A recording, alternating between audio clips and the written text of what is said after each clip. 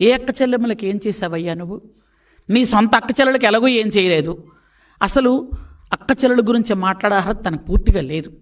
తల్లిని బయటికి గంటేసి మీ చెల్లి ఈరోజు ఆస్తి కాదు కదా, ఆవిడని కనీసం బయటకు నెట్టేశావు నువ్వు. ఆవిడ మీద కూడా ఇప్పుడు మాలాంటి ఆడపడుచుల మీద పేపర్లో రాశారు అంటే చూసాము, ఊరుకున్నాము, ఇది మా కర్మ అనుకున్నాం. నీ సొంత చెల్లి మీద ఎంత దారుణంగా రాశావయ్యా, రాయించావయ్యా నువ్వు. సొంత చెల్లి మీద, ఆమె వ్యక్తిత్వం మీద, ఆమెని ఏవేవో చెప్పెట్టి నాకే నోరు రావట్లేదు.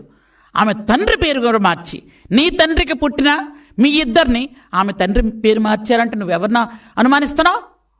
నీ తల్లిని అవమానిస్తున్నావు.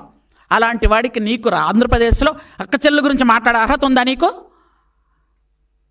ఇలాంటి నువ్వా